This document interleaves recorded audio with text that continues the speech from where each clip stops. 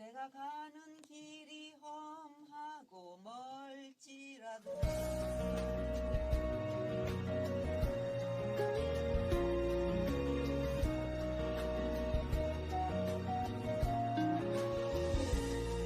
내가 가는 길이 험하고 멀지라도 그대 함께 간다면 좋겠네.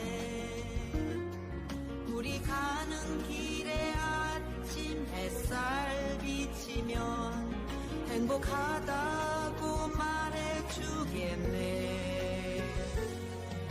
그대와 행복을 만들어요. 우리 모두 함께 손에 손을 잡고서 행복의 나라를 만들어봐요. 때론 지루하고 외로운 길이라도 그대 함께 간다면 좋겠네. 때론 즐거움에 웃음 짓는 나날이어서 행복하다고 말해주겠네. 그대와 행복을 만들어요. 우리 모두 함께 손에 손을 잡고서 행복의 나라를 만들어봐요. 그대와 행복을 만들어요. 우리가 꿈꾸는 미래와 희망 있는 행복의 나라를 만들어봐요.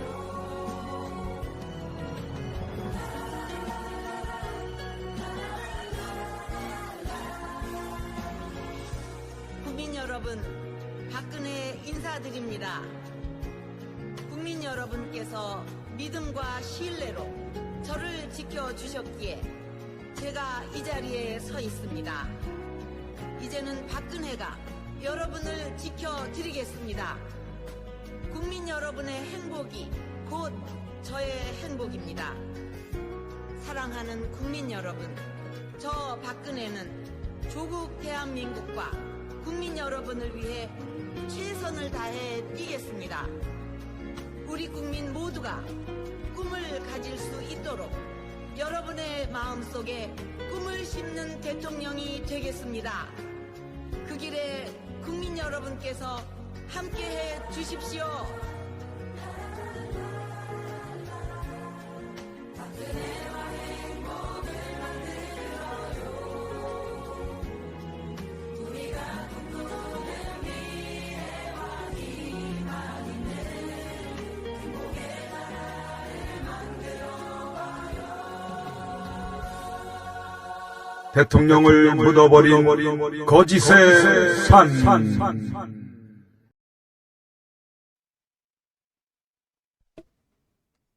여러분 안녕하십니까?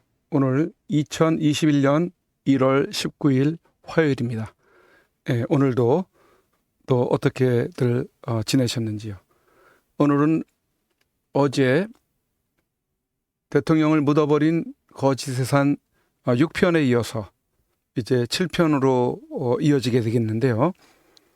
어제까지 1권에 총 3개 챕터로 이루어져 있는 그 단락 가운데서 첫 번째 파트를 마쳤습니다. 첫 번째 언론과 검찰이라는 큰 파트 아래에 27개의 항목으로 구성이 되어 있었습니다. 오늘은 두 번째 파트로 태블릿 PC 날조와 진실이라는 그 큰 타이틀 아래에 38개의 항목으로 또 진행이 되겠습니다. 이제 오늘 그 첫 번째 주제로 126페이지부터 시작이 되겠는데 본문에 들어가기 전에 먼저 한 편의 영상을 먼저 시청을 하도록 하겠습니다.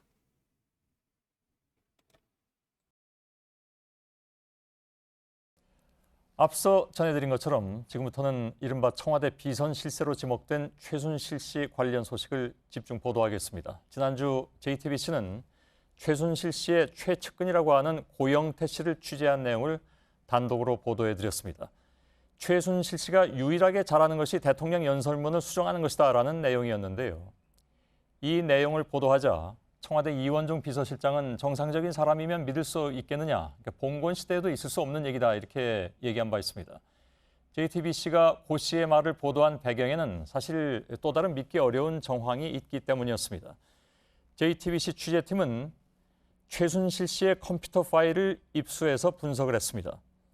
최 씨가 대통령 연설문을 받아봤다는 사실을 확인할 수 있었습니다. 그런데 최 씨가 연설문 44개를 파일 형태로 받은 시점은 모두 대통령이 연설을 하기 이전이었습니다. 먼저 김필준 기자의 단독 보도를 보시고 계속해서 이어가겠습니다.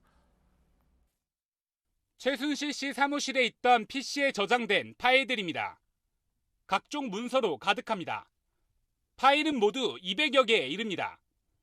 그런데 최 씨가 보관 중인 파일의 대부분이 청와대와 관련된 내용이었습니다. 취재팀은 특히 최 씨가 대통령 연설문을 수정했다는 최 씨의 측근 고영태 씨의 진술과 관련해 연설문에 주목했습니다. 최 씨가 갖고 있던 연설문 또는 공식 발언 형태의 파일은 모두 44개였습니다. 대선 후보 시절 박 대통령의 유세문을 비롯해 대통령 취임 후 연설문들이 들어있었습니다. 그런데 최 씨가 이 문건을 받아 열어본 시점은 대통령이 실제 발언했던 것보다 길게는 사흘이나 앞섰습니다. 상당수 대통령 연설문이 사전에 청와대 내부에서도 공유되지 않는다는 점을 감안하면 연설문이 사전에 청와대와 무관한 최 씨에게 전달됐던 사실은 이른바 비선 실세 논란과 관련해서 큰 파장을 낳을 것으로 보입니다. JTBC 김필주입니다.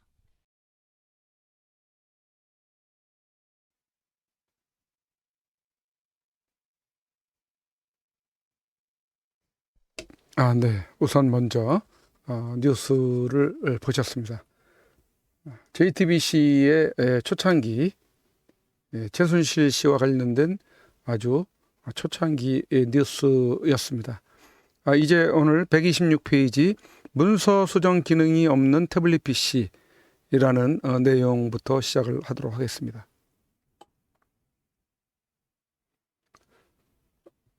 박근혜 대통령의 탄핵에 도와서는 태블릿 PC 보도다. 종편 JTBC가 태블릿 PC 보도를 시작한 날은 2016년 10월 19일이다. JTBC는 중앙일보 대주주 홍석현이 사실상 지배하는 방송사다. JTBC 심수미 기자는 심수미 기자가 누군지 다시 한번 보시겠습니다. 10월 19일 오후 8시 메인 뉴스 시간에서 대통령과 최순실, 고영태와 태블릿 PC 관계를 최초 폭로했다. 최순실 씨 취미는 대통령 연설문은 고치는 것이다. 최 씨의 측근 고영태 씨는 최 씨의 말투나 행동 습관을 묘사하며 최 씨는 평소 태블릿 PC를 늘 들고 다니고 그걸 통해서 대통령 연설문이 담긴 파일을 수정했다고 말했다. 심수미의 첫 보도는 간결했다. 첫째, 최순실 취미가 대통령 연설문 고치는 것. 둘째, 최순실이 태블릿 PC를 늘 들고 다녔다는 것. 셋째, 최순실은 태블릿 PC를 통해 대통령 연설문을 수정했다는 것이다. 심수미의 이 주장은 그러나 검찰 수사와 재판 과정에서 모두가 사실이 아닌 것으로 확인됐다. 최순실 취미는 대통령 연설문 고치는 것은 고영태의 허풍임이 검찰 수사에서 드러났다. 심수미는 법정에서 고영태로부터 그런 말을 듣긴 했지만 사실관계를 확인하지 않았다고 실토했다. 심수미에게 최순실이 태블릿 PC를 늘 들고 다녔다고 떠벌린 고영태는 국회 국정감사 청문회에서 최순실은 태블릿 PC를 사용하지 않았다고 증언했고 최서원, 개명 전 이름 최순실 사건의 재판에서 증인으로 출석해서는 최순실이 태블릿 PC를 사용하는 것을 본 적이 없다라고 시인했다. 심수미의 가장 치명적인 실수는 최순실이 태블릿 PC를 통해서 대통령 연설문을 수정했다는 내용이다. 하지만 이 태블릿 PC에는 문서 수정을 위한 앱 응용 프로그램이 설치되지 않았다는 사실이 국립과학수사연구원의 감정에서 확인됐다. 태블릿 PC를 통해서 문서 수정을 했다는 보도 자체가 허구라는 이야기다. 그러니까 가짜 뉴스를 전한 거죠. 문제는 태블릿 PC에 문서 수정 기능이 없다는 사실을 JTBC 측이 언제 알았느냐 하는 점이다. 국립과학수사연구원이 태블릿 PC에 문서 수정 기능이 없다는 감정 결과를 법원에 통보한 날은 2017년 11월 21일이다. 태블릿 PC 보도가 있고 나서 1년 지난 시점이다. 그런데 혹시라도 JTBC 측이 국과수 감정이 있기 훨씬 전에 그런 사실을 알고 있었다면, 그리고 진실을 알면서도 최순실이 태블릿 PC를 통해서 대통령 연설문을 수정했다는 방송을 계속했다면 JTBC 행위는 사실이 아닌 것을 사실인 것처럼 꾸민 날조에 해당한다. 보도에 문제가 있다는 것을 지금 암시를 하고 있습니다. 129페이지 재판장의 날카로운 추궁. 놀랍게도 JTBC 측은 대통령 탄핵 소추안이 국회를 통과하기 하루 전에 태블릿 PC에 문서 수정 기능이 없다는 사실을 알고 있었다. 이 사실은 태블릿 PC 보도 당시 JTBC 취재팀장이었던 손영석 기자의 법정 증언에서 확인되었다. 손영석 기자라고 심수미 기자의 좌측에 얼굴이 나와 있죠. 손영석이 이런 내용의 증언을 한 날은 2018년 10월 29일이다.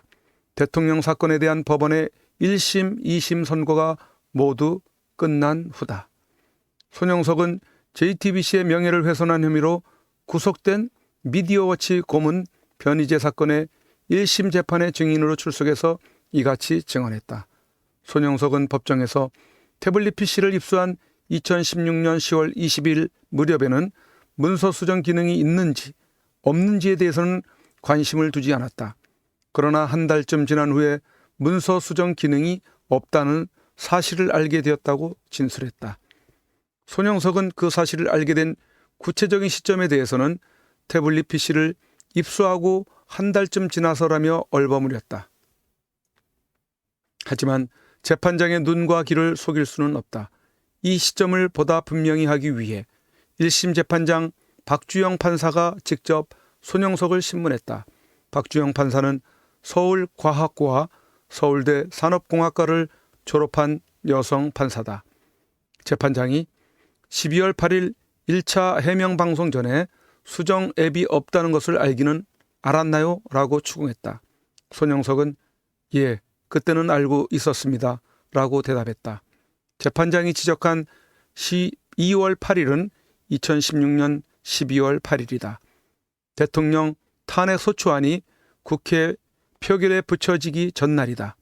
그때 태블릿 PC에 문서 수정 기능이 없다는 사실을 알고 있었으면 JTBC는 12월 8일에 있었던 1차 해명 방송에서 최순실이 태블릿 PC를 통해서 대통령 연설문을 수정했다는 그간의 보도가 사실이 아니다라고 정정 보도를 했어야 했다. 그러나 JTBC는 최순실이 대통령 연설문을 하도 많이 고쳐서 태블릿 PC 화면이 빨갛게 보일 지경이라고 방송했다. 해명이 아니라 기존의 날조에 더 심한 표현을 덧붙여 견고하게 다졌다. 이날 방송에서 손석희 앵커는 물론 심수미 태블릿 PC에 문서 수정 기능이 없다는 사실을 언급조차 하지 않았다. 손석희와 심수미의 일문일답으로 진행된 1차 해명 방송은 12분 9초 동안 방송됐다. 하나의 사건을 주제로 앵커와 기자가 10분 이상 대담하는 것은 극히 예외적인 경우다. 이날 방송에서 손석희와 심수미는 단정적인 표현은 사용하지 않았지만 대통령이 최순실의 꼭두각시라는 인상을 시청자들에게 강렬하게 각인시켰다. 탄핵 정국 당시 무차별적으로 횡행한 여러 선동 프레임 중에 하나가 이렇게 번져 나갔다. 여기서 이때의 뉴스가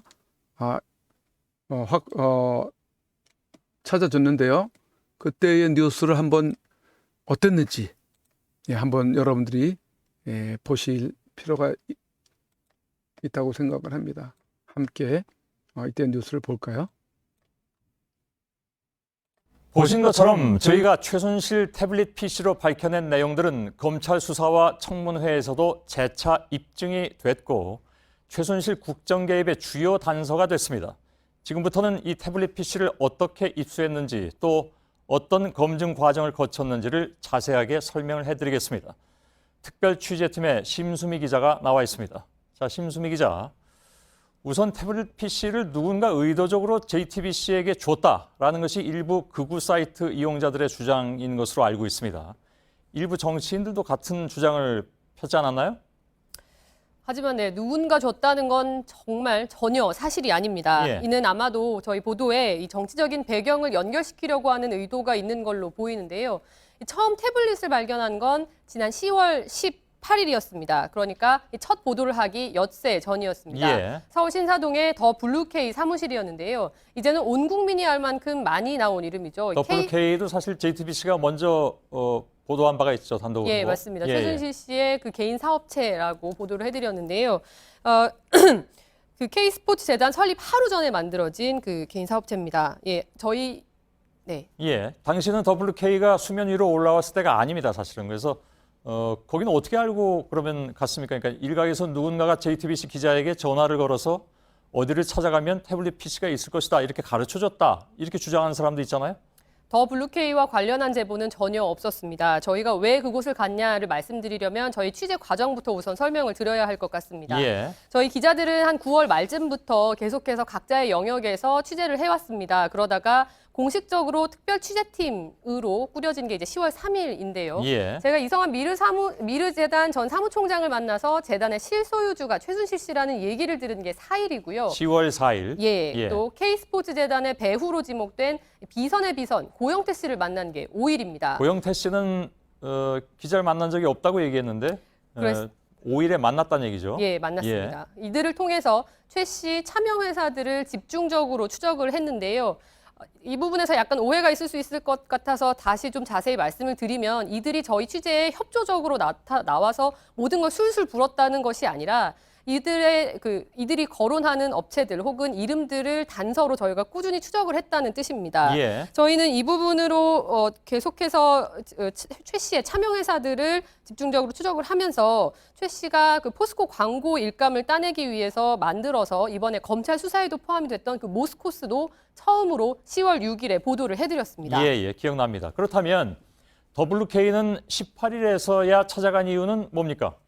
더 블루케이라는 이름은 사실 10월 13일에 국회에서 처음 등장을 하게 됩니다. 예. 당시에는 그 내용이 제대로 설명이 안 돼서 아무도 주목하지 않을 때였습니다. 저희는 최순실이 워낙에 많은 회사를 차명으로 운영한다는 점에 주목했습니다. 비선인 고영태 씨가 등기이사로 이름을 올렸던 것을 알 수 있고요. 또 이 회사가 독일을 지사도 두고 있다는 사실을 확인했습니다. 예. 독일에 있는 그 기업 설명을 봤을 때도 역시 고영태 씨가 대표로 이름이 올라와 있었습니다. 예. 그러던 중에 18일 한 신문에 최순실의 독일 법인 비덱스포츠에 대기업에 돈이 들어간 정황이 보도가 됐는데요. 저희는 비덱과 더 블루케이. 더블루케이였는데요. 지금 보시는 이 책상입니다. 예. 당시 건물 관리인은 정황을 확보한 상태였습니다. 역시 예. 고영태 씨도 마찬가지입니다. 때문에 이 최 씨와 또 고 씨가 태블릿 PC가 나온 책상이죠. 맞습니다. 누구의 책상인지는 뭐 지금 알 수가 없는 겁니까? 그 부분에 대해서는 뭐 추정 가능한 대목들이 또 여러 예. 부분이 있는데요. 나중에 또 기회가 있을 것 같습니다. 각종 협회들과 맺은 계약서 입니다. 왜 그곳에 시간이 있는 겁니다.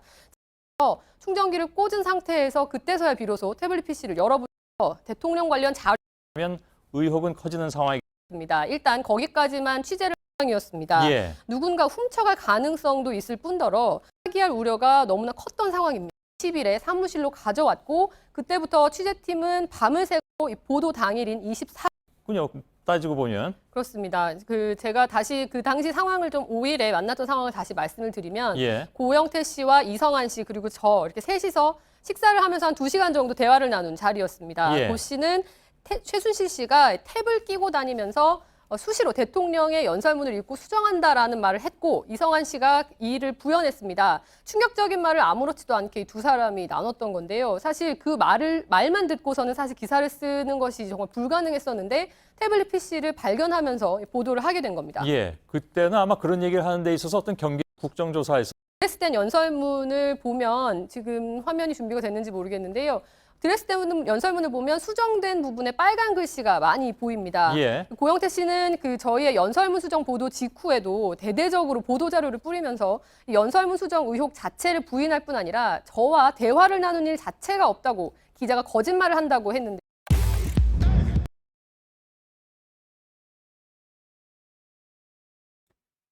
네. 이렇게 한 기자와 이때만 해도 심수미 기자는 아마 그 초짜 기자 시기였던 것 같은데 12분 8초 동안 이 그 최순실 씨 건과 관련해서 대담 형식의 뉴스를 진행을 했습니다. 계속 또 이어가도록 하겠습니다. 대통령 탄핵 소추안의 국회 표결을 불과 하루 앞둔 시점에서 그것도 태블릿 PC 첫 보도를 하고 한 달 보름이나 지나서 JTBC가 전혀 사실이 아닌 내용으로 1차 해명 방송을 했다는 것은 JTBC 측의 의도와 목적을 엿볼 수 있게 한다. 이날 방송에서 심수미는 JTBC 취재팀이 문제의 태블릿 PC를 고영태 책상 서랍에서 발견하게 된 과정에서부터 취득 경위, 취재 과정 등을 구체적으로 설명했다. 특히 고영태로부터 태블릿 PC 정보를 입수하고 보도하게 된 경위에 대해서는 이런 취지로 설명했다. 조금 전에 뉴스 화면을 통해서 여러분들이 보신 내용인데요. 2016년 10월 5일 고영태 이성한은 미르재단 전 사무총장을 말하고 있습니다. 저는 심수미 셋이서 식사를 하면서 한두 시간 정도 대화를 나눈 자리였습니다. 고영태는 최순실이 탭을 끼고 다니면서 수시로 대통령의 연설문을 읽고 수정한다는 말을 했고 최순실이 하도 많이 고쳐서 화면이 빨갛게 보일 지경이라는 표현도 했었습니다. 방송 다음 날인 2016년 12월 9일 국회는 대통령 탄핵소추안을 표결에 붙여 찬성 234표, 반대 56표, 기권 2표, 무효 7표로 통과시켰다. 심수미는 태블릿 PC 보도로 2016년 연말에 한국 여기자협회에서 주는 올해의 여기자상을 수상했다.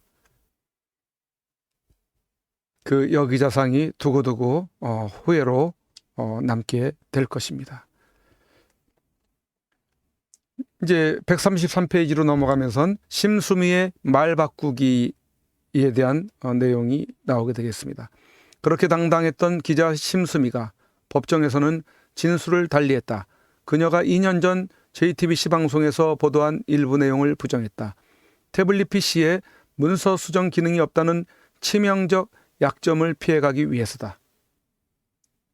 심수미는 취재팀장 손용석보다 한 달 먼저 법정에 출석했다. 심수미가 증인석에 앉은 날 2018년 10월 1일 나도 법정에 있었다. 여기서 나는 우정창 기자님을 일컫는 것입니다. 그녀는 상체를 약간 뒤로 제치고 기죽지 않는 모습을 보여주려 애썼으나 증언 도중 간간히 다리를 떠는 모습을 나는 방청석에 앉아서 지켜보았다.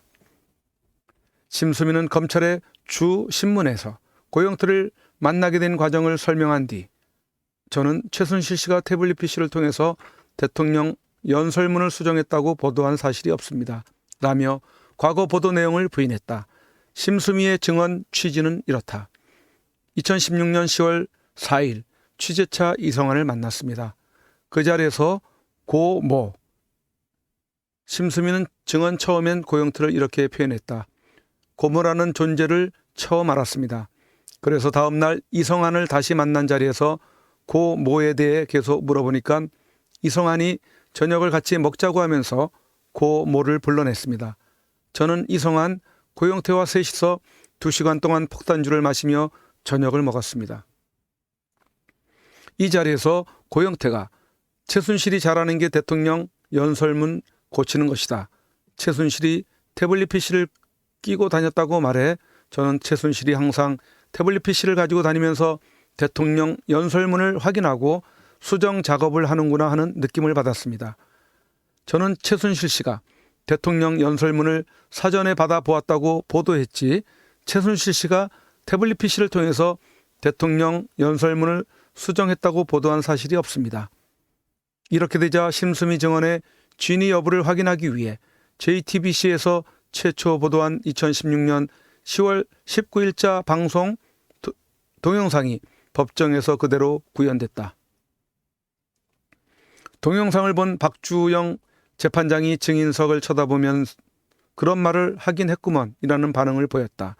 재판장이 최순실 씨가 태블릿 PC로 대통령 연설문을 수정했다고 국민들이 믿지 않았겠느냐고 hir난하자 심수미는 그런 의도로 보도한 게 아니다며 같은 답변을 반복했다. 공판관여 검사인 홍성준 검사가 증인은 태블릿 PC에 문서 수정 기능이 있는지 없는지 알고 있었습니까? 라고 물었다.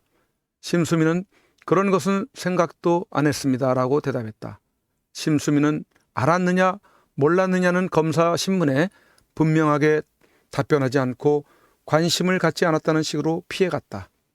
검사가 증인은 고영태 말을 듣고 난 뒤 어떤 식으로 확인 취재를 했느냐고 추궁하자 심수미는 더 이상 보충 취재를 하지 않았다고 대답했다. 고영태나 이성환으로부터 충격적인 내용을 제보받았으면 심수미는 보충 취재를 통해 사실 여부를 확인해야 했다. 그것이 기자의 도리이자 취재 준칙이다. 심수미가 고영태를 처음 만난 날이 2016년 10월 5일이고 고영태에게 들은 내용을 방송한 날은 10월 19일이다.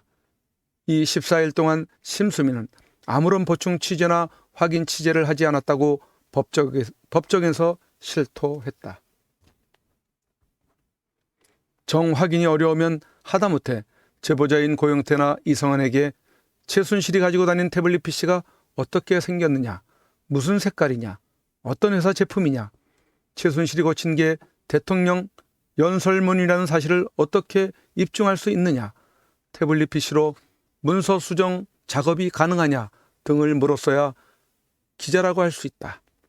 기자가 갖춰야 할 두 가지 덕목은 진실을 향한 무한한 호기심과 사실 확인에 대한 성실성이다.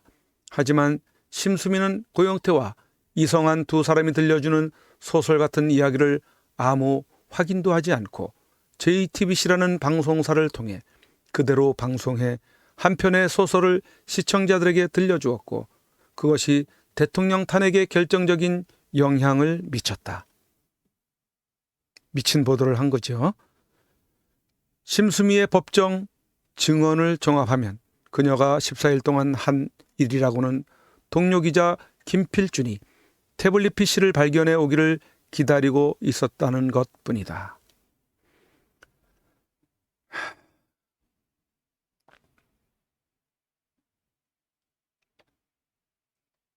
참, 이 언론이 정말 엄청난 짓을 했습니다.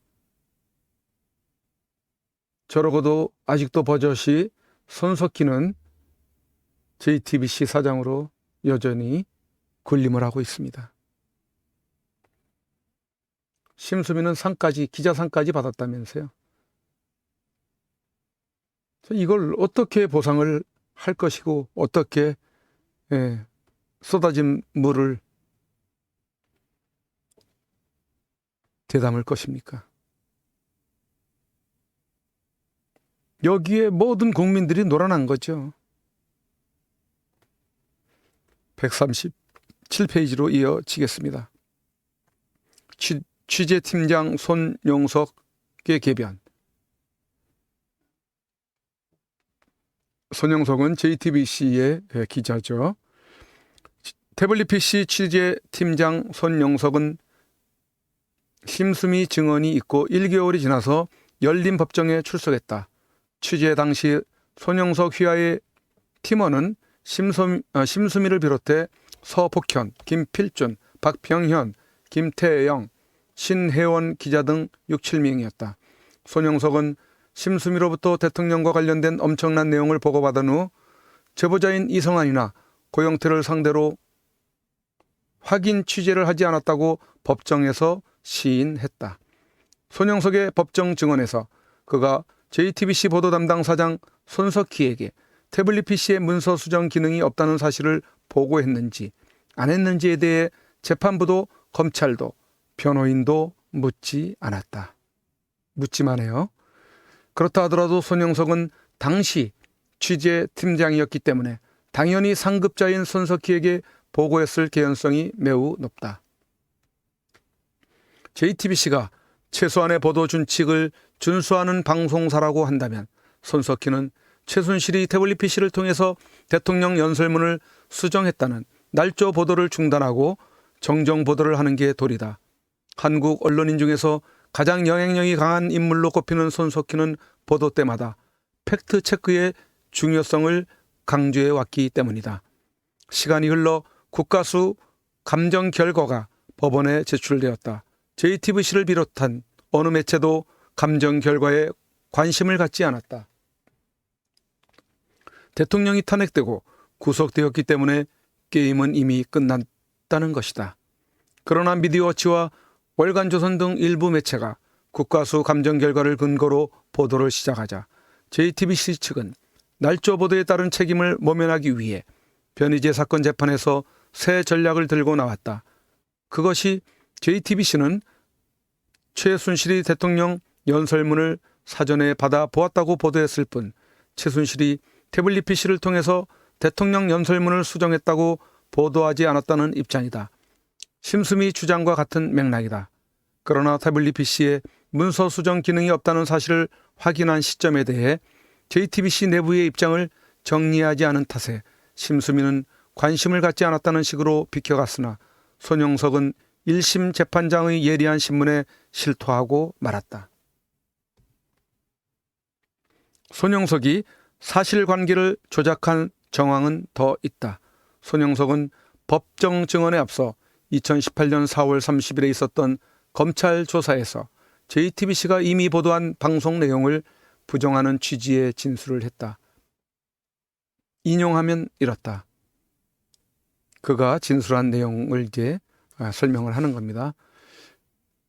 첫째, JTBC는 최순실이 태블릿 PC로 직접 연설문을 수정했다고 보도한 적이 없다.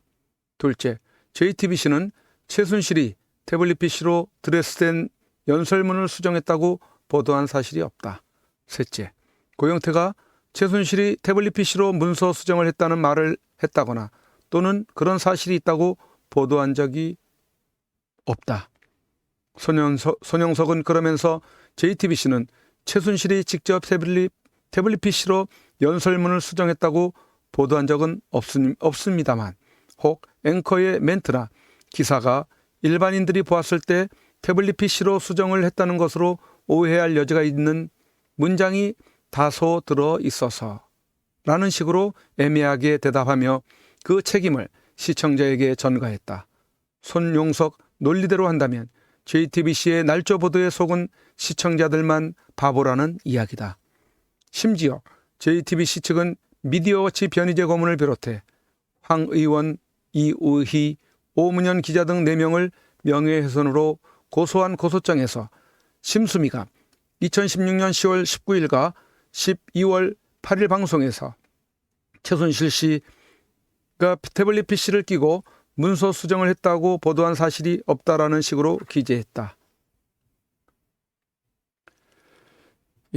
이제 회피하고 전가하는 쪽으로 방향을 돌린 것으로 보여지죠.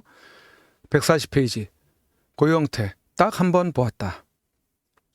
검찰이 고영태를 처음 조사한 날은 JTBC가 태블릿 PC 보도를 한창 하고 있던 2016년 10월 27일이다. 이날부터 10월 31일까지 4박 5일 동안 고영태를 조사한 사람이 서울중앙지검 특수부 최재순 검사다. 최재순 검사는 고영태에게 최순실이 대통령 연설문을 고친 것을 실제로 본 적이 있는가요? 라고 물었다.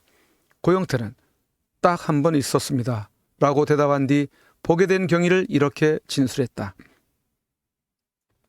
제가 2014년 12월 말경 최순실과 크게 싸우고 나서 봉은사 부근 개인 사무실을 그만두었는데 2015년 12월 말경 최순실이 WK를 만드는 데 도와달라고 하여 다시 함께 일을 하기 시작하였습니다.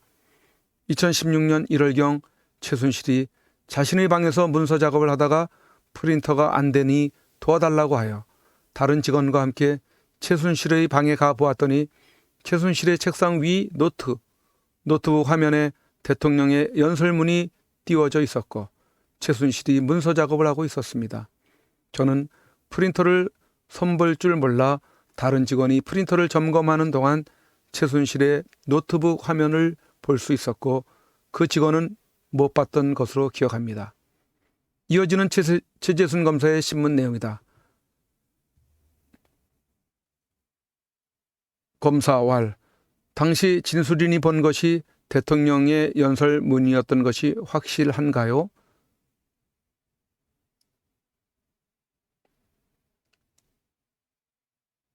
여기에서 이제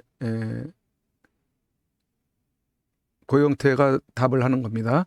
예, 맞습니다. 그 내용까지는 기억나지 않지만 대통령의 연설문이었다는 것은 쉽게 알 수 있었습니다.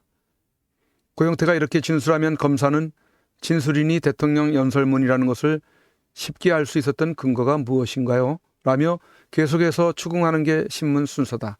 하지만 최재순 검사는 더 이상 추궁하지 않았다. 이어지는 신문 내용은 다음과 같다. 검사왈. 최순실이 대통령의 연설문을 수정한다는 말을 진술인에게 직접 한 적이 있었는가요? 고영태왈. 아니요. 최순실은 그런 말은 하지 않습니다. 저도 대통령의 옷을 만드는 일을 해보았지만 최순실은 그런 말을 직접 입에 올리는 것을 극도로 꺼려합니다. 검사왈. 진술인은 언론과의 인터뷰를 통해 최순실이 대통령 연설문 고치는 일을 잘한다는 취지의 말을 한 사실이 있는가요? 고영태왈. 2016년 9월경 미르재단 사무총장 이성환이 만나자고 하여 만난 적이 있는데 이성환이 JTBC 기자를 데리고 왔습니다. 그러나 공식 인터뷰를 하는 자리가 아니었기 때문에 지나가는 말로 위와 같은 취지의 말을 한 적이 있는데 JTBC 기자가 제 허락도 없이 보도를 한 것입니다. 최소원의 대통령 연설문 수정과 관련된 고영태의 진술은 이것이 전부다.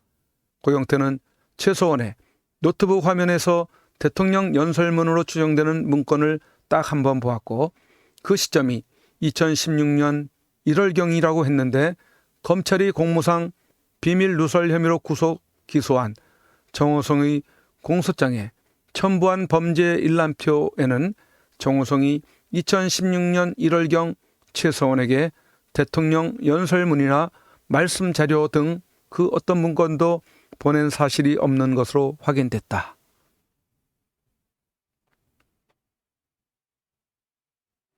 예. 이제 마지막 단락으로 넘어가네요. 143페이지로 넘어가면서 조금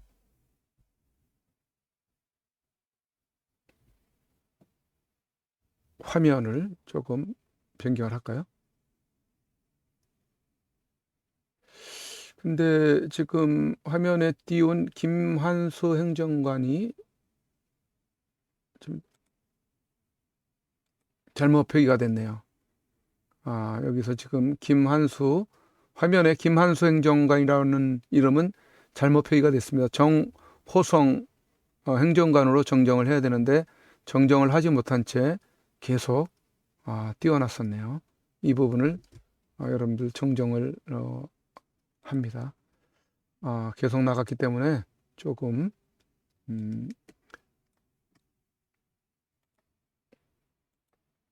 오류가 생겼네요. 조금 수정을 했어야 되는데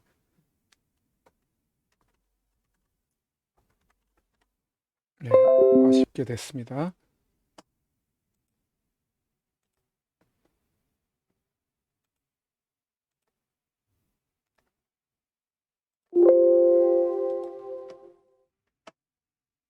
네, 다시 한번 바로 정정을 해놔야 되는데 정정이 안 됐어요. 조금 정정된 거를 보여드리고 넘어갔으면 좋겠는데요.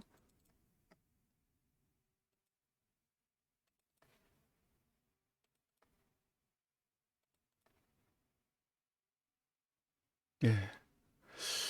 그 부분을 수정을 못해서 아쉽네요. 네, 이제 아까 김한수 행정관이라는 그 이름을 다시 정호송 행정관으로 수정을 했습니다. 죄송합니다. 여러분 정정한 이 이름을 다시 기억을 해주시기 바랍니다. 이제 143페이지로 넘어가겠습니다. 태블릿 PC 연락처에 최순실은 없어. 검찰이 태블릿 PC 속의 증거를 찾기 위해 포렌식한 날은 2016년 10월 25일이다. JTBC가 자기들이 취득했다고 주장하는 태블릿 PC를 검찰에 제출한 다음 날이다. 포렌식 작업에 소요된 시간은 1시간 15분 16초였다. 태블릿 PC 내부의 사용 공간은 모두 5개였는데 사용자를 밝히는 게 수사 목적이었기 때문에 검찰은 사용자 영역을 집중 분석했다. 태블릿 PC 포렌식 작업은 서울중앙지검 첨단범죄수사 제2부 송지한 분석관이 담당했다. 분석이 끝난 후 A4 용지 689쪽 분량의 태블릿 PC 분석 보고서가 작성됐다. 보고서에 의하면 태블릿 PC 연락처에는 이병헌, 김한수, 김팀장, 춘차장, 국민행복 캠프 순서로 5개의 이름과 휴대폰 번호가 등록돼 있었다. 문제의 태블릿 PC를 구입하고 개통한 사람은 김한수다. 김한수. 네. 한번 바꿔봐야 되겠습니다. 예, 김한수가 나왔죠. 화면에. 예, 저분이 이제 김한수 행정관인 모양인데요. 그런데 김한수는 연락처에 자기 이름보다 이병헌 이름을 먼저 올렸다. 이병헌은 최서원의 큰언니 최순영의 아들인데 이병헌과 김한수는 서울 상문고 동기다. 검찰은 김한수에게 그 이유를 묻지 않았다. 이병헌은 검찰과 특검에서 각각 한 차례씩 조사를 받았다. 그런데 묘하게도 검찰 조서에는 이병헌의 학력과 경력이 빠져 있다.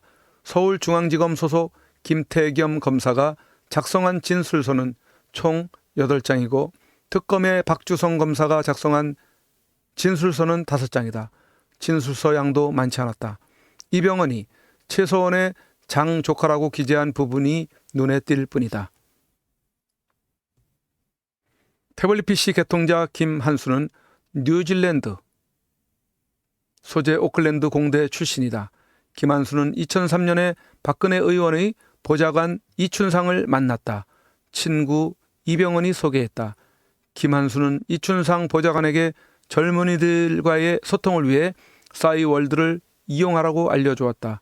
대통령이 싸이월드를 개설한 시점은 2004년 2월이다. 김한수는 이마트에 노트와 스케치북 등 아동용 문구류를 납품하는 마레이 컴퍼니 주에서 근무했다. 그러던 중 회사 대표 최某某 씨가 갑자기 심근경색으로 사망하면서 김한수는 대표이사가 되었다. 그 당시 마레이 컴퍼니의 연 매출은 25억 원 정도였다. 김한수는 2012년 대선을 앞두고 이춘상 보좌관의 권유로 대선 캠프에 합류했다. 캠프에서 김한수는 인터넷상의 각종 뉴스와 게시판을 모니터링하는 한편 홈페이지를 관리하는 SNS 팀장을 맡았다. 김한수는 검찰 조사에서 김 팀장은 김희종이고, 이 김희종 행정관이 화면 우측에 크게 보이죠. 김희종 행정관은 현재 유튜브를 운영을 하고 있어요. 발근의 광장이라는 유튜브를 운영하면서 박근혜 대통령의 이모저모에 관련된 사진과 영상들을 올리고 있는 역할을 하고 있죠. 춘 차장은 이춘상 보좌관이라고 진술했다. 김 팀장, 김희종은 본래 한양대 연극영화과 출신인데 졸업 후 IT 분야로 전공을 받고 최소원이 운영한 초이스쿨의 홈페이지 관리와 영상물 제작을 담당했다. 초이스쿨은 초이 유치원에서 운영한 인터넷 교육기관이다. 김희종은 최소원의 추천으로 2011년에 박근혜 의원 비서가 되었다. 박근혜 의원 시절부터 관여를 했군요. 김희종 씨는. 춘 차장 이춘상은 박근혜 대통령이 1998년 대구 달성 국회의원 보궐선거를 통해 처음 국회의원이 되면서 보좌진을 구성할 때 합류했다. 당시 보좌진은 정호성, 화면의 맨 좌측에 정호성, 이재만,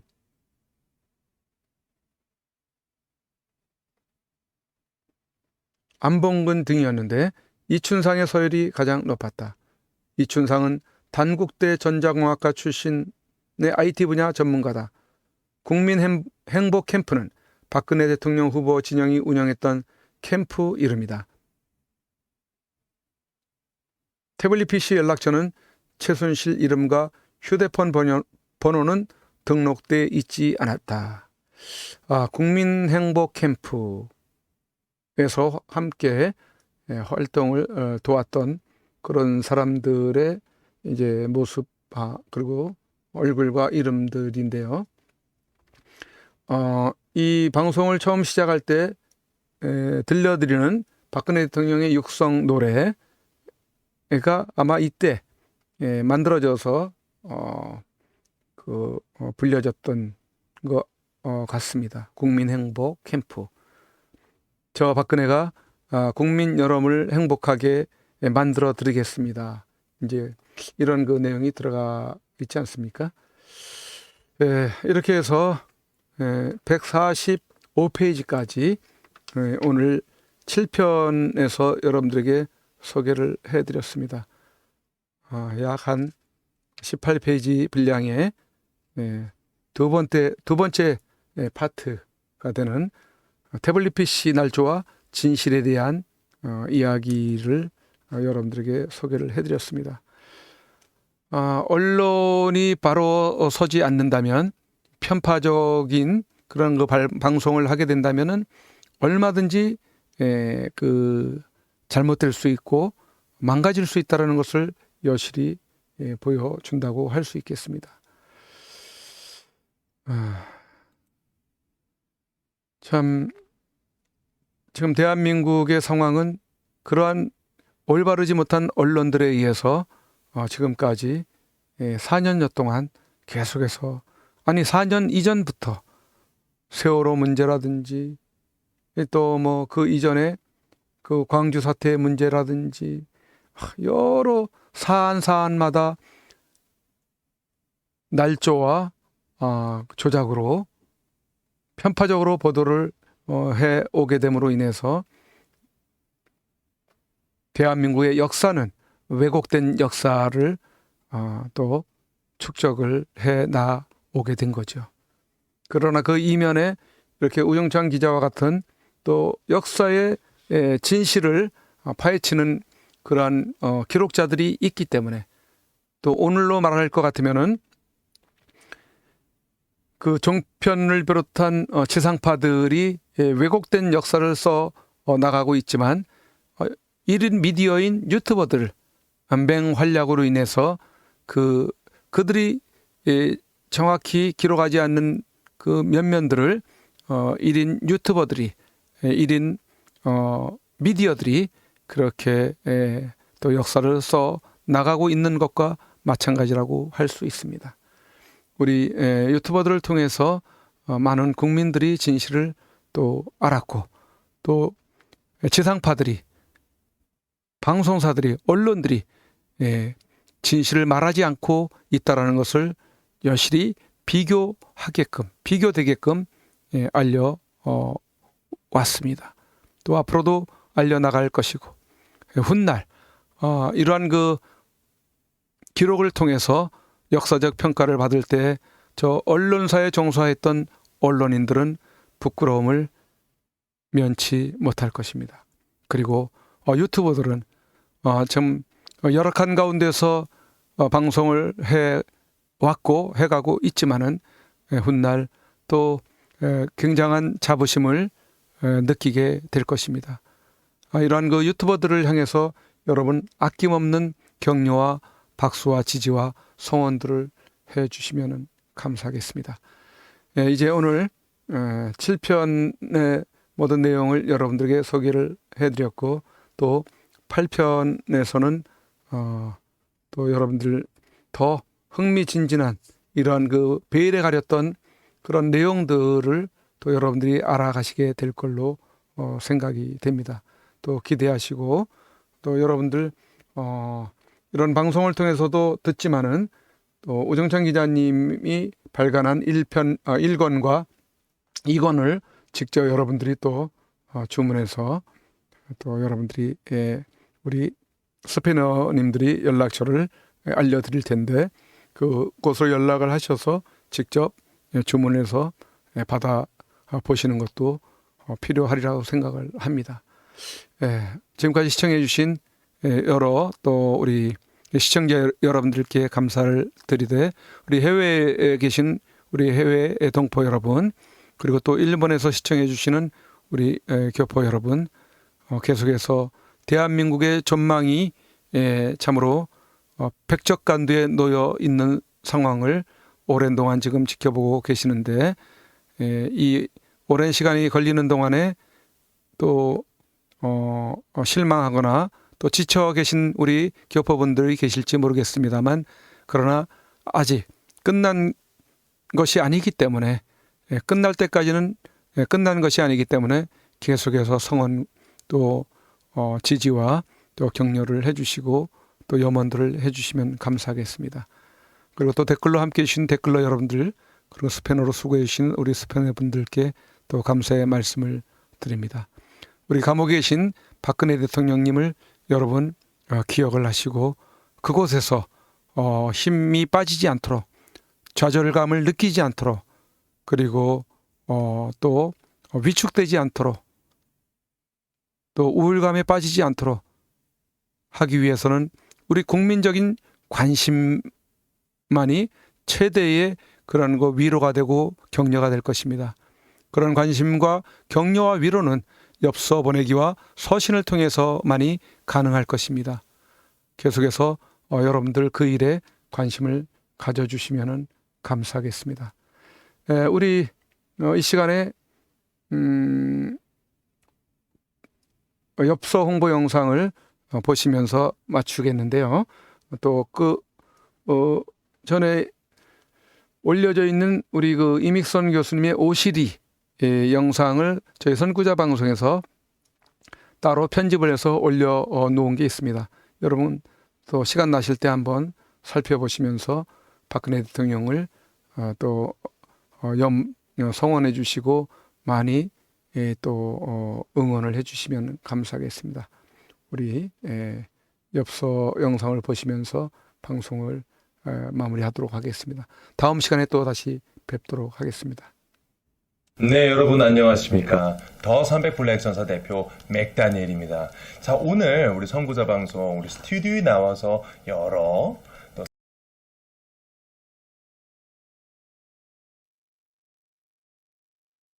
상품들 보고 있는데요. 감동 있는 우리 선구자 방송 선배님께서 직접 제작하신 애국 엽서. 벌써 이게 애국 엽서가 4차까지 나왔습니다. 1차, 2차, 그리고 3차, 그리고 우리 블랙 전사들까지 나온 4차까지 애국 엽서가 제작되었습니다. 여러분들 이 감동의 물결, 여러분들 우리 선구자 뉴스, 선구자 방송 통해서 이 구입하시는 이게 애국 엽서가 이런 것들 애국 운동입니다. 애국 운동이 딴 게 없어요. 우리 우파 기업들, 또 우파 유튜버들 또 재정적으로 지원해 주면서 후원해 주시고 도와주시고 또 이런 것들은 그냥 엽서가 아니에요. 작품이에요. 그리고 굉장히 또 합리적인 가격에 여러분들께 제공돼 드리고 있는데 이 구입 방법 우리 로카 청년 또 설명해 주시죠. 네, 구입 한번 안내해 드리겠습니다. 엽서 구입은 선구자 방송에서 구입을 하실 수 있고요. 한 세트가 총 9종으로 되어 있습니다. 너무 잘 나왔어요. 한 세트당 9종으로 되어 있는 이 상품을 1만 원에 보급을 하고 있고요. 우편 주소부터 하나하나 방송을 해드리겠습니다. 선구자 방송 연락처 010-2507번에 4861번으로 문자로 보내주시면 되겠고요. 1차, 2차, 3차, 4차가 있는데 여기서 원하시는 부분을 선택하셔서 저희한테 문자로 보내주시면 되겠습니다.